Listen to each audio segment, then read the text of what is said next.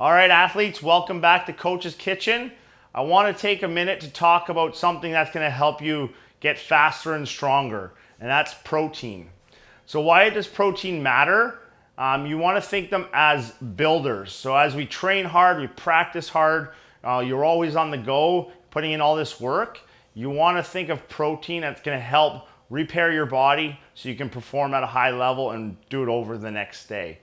So for young athletes, you want to make sure you're getting enough protein. Now, what does that mean and what does that look like? So if you're roughly a 100-pound athlete, you need 1 gram per body pound. So if you're 100 pounds, you're going to try and look at getting into 100 grams of protein in a day. And that's obviously spread out through, breakfast, lunch, and dinner, and then maybe some snacks in there. So, about 30 grams or so of protein would be really good. Now, if you're getting 1 gram per body pound, that's great. If you're a little under, you are still young and developing, so it doesn't have to be perfect, but that's a general rule of thumb. So protein is your builder. It's going to help you repair.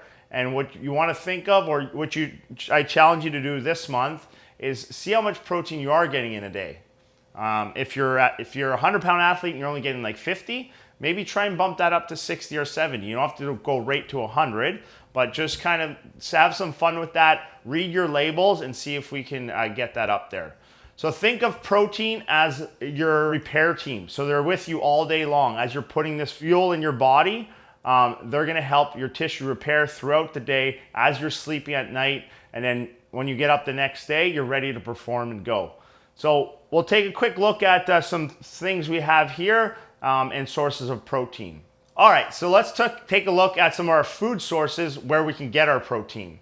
So our meats are our main one. So right now we have on our little charcuterie board here is we have some cheese, some pepperettes, some lunch meats, whatever kinds you want. And then we also have some steak and eggs. So this is a little charcuterie board we try and make for our kids where it's high in protein if they don't want to eat. Other sources, obviously we have our fish, we have some shrimp here. So those are what we call our whole foods. So they're more natural foods coming from animals and other dairy products and things like that. Now we can get into our supplements, which are really good if you're a fussy eater or you're on the go all the time. So we have protein shakes. So even though young athletes, protein is good for you as well. These are good pre-made ones, 30 grams of protein and then 2 grams of sugar in there. Don't be afraid of sugar. You are young athletes and growing, so you do need some. But what we want to look at is the protein. So 30 grams in one of these is really good.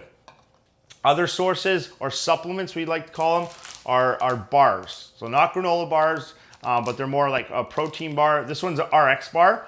Not super high in protein, but there's about 12 grams of protein in here, which is a lot higher than a granola bar and things like that. All right, so hopefully this helps. Remember, let's take a look this month at how much protein are you consuming in your day. And if you want to repair your body and get stronger and faster, it's not just putting in all the hard work you're doing, but it's also what you're eating. So, getting into your meats be really good. Other things like yogurt, and then if you have some supplements and you enjoy those, give those a try. So take a look at your protein intake this month and stay tuned for more information in our kitchen.